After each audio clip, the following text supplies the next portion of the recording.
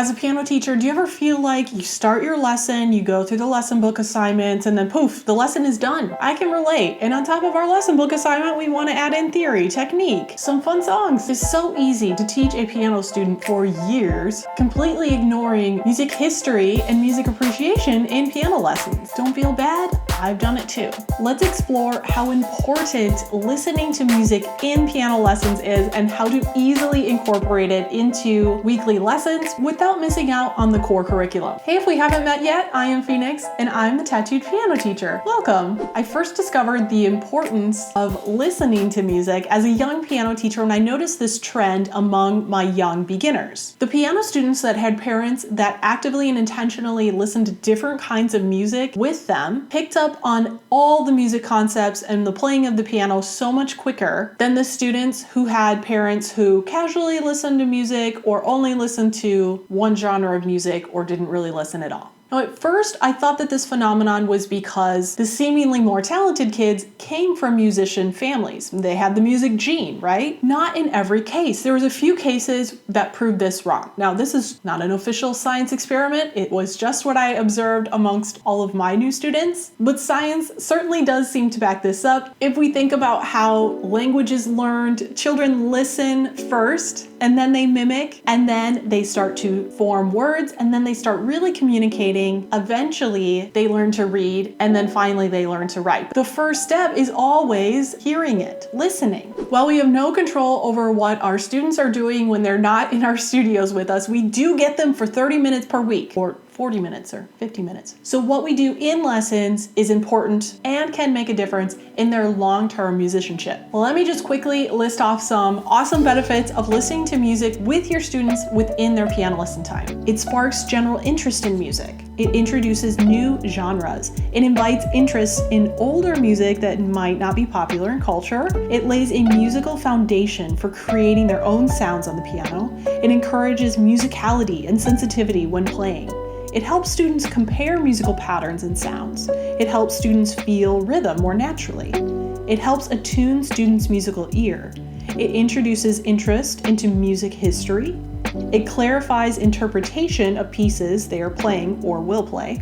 It makes lessons more fun and interesting. It gives a brain break from playing, and it inspires them to become lifelong musicians. And all of this is not to mention the studies that have been done on IQ and educational benefits of listening to music as well. So what kind of music should we listen to in piano lessons? Well, there are some obvious inspirational things like piano music, classical piano performances, certainly, but think outside the box. Here's a quick list of things to help you brainstorm different kinds of music you could listen to, and then we'll talk about how to sneak it in. Classical piano or solo instrument music, of course, orchestral works, vocal or choral music, folk music from anywhere in the world, jazz music in all of its forms, pop and movie music, kids songs, seasonal or holiday music, songs that the student knows, songs that the student doesn't know, yeah, pretty much anything. You can listen to things that are related to what the student is learning, things that are unrelated to what the student is learning. Just do it. Listen to music.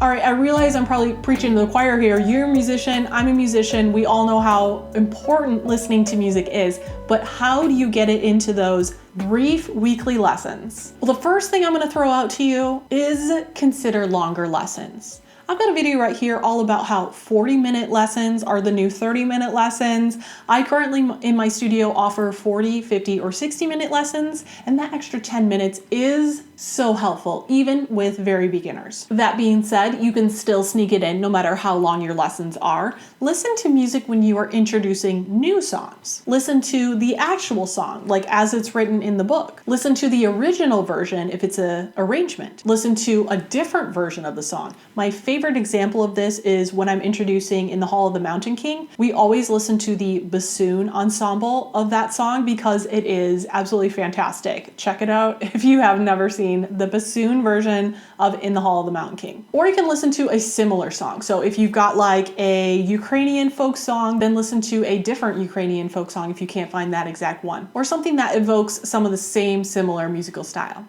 I actually recently did a video all about creative ways to introduce a new page in the book. You can check that out here. You can use listening as a reward. You know that I love to set goals and offer rewards with my students of all ages. I have my goal setting assignment books here, but one of the rewards is a listening party. A listening party is where we just get together. Usually it's a small group or partners, but it works in a private lesson as well. We have a little snack, maybe some popcorn. We put on some different types of music. A lot of times we try to decide what genre it is or what time period it's from, what the instruments are. Sometimes we listen to modern classical music and we try to imagine what the plot of the movie would be if it were a soundtrack. Sometimes we listen and we replicate melodies on the piano.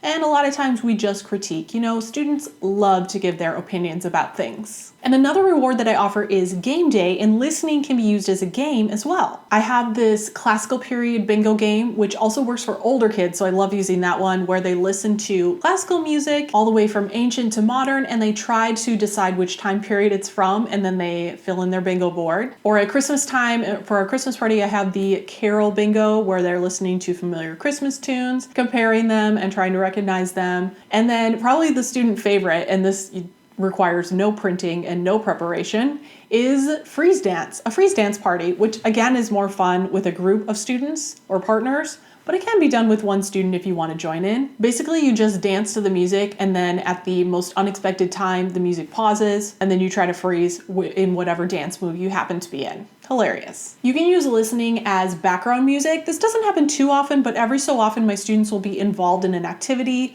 Maybe it was our music picture coloring day or whatever. And so I'll put on some music in the background and they'll make comments about it and absorb it as they're doing whatever activity they are already planning to do. You can use listening as specifically as a music history or music theory lesson. Don't be afraid to carve out half of a lesson every so often, or even a whole lesson, to talk about a relevant composer, a relevant time period, a relevant genre, or a relevant theory concept. One of my favorite things to do with my older kids is one day I introduce the concept of diminished and augmented triads. And up to this point, they have no idea that anything exists besides major and minor, right? So this is revolutionary. And then we listen to some silent movie music and we talk about how the augmented chord is like the spy chord and the diminished chord is like the suspense chord. And it's really fun. Don't be afraid to have a little ballet party one day if you have a young dancer, and talk about Tchaikovsky and talk about the ballet and talk about Swan Lake. The possibilities are endless there. And finally, you can simply use listening as a brain break. I'm sure we've all had those days where you can just see that a student is not having a good day,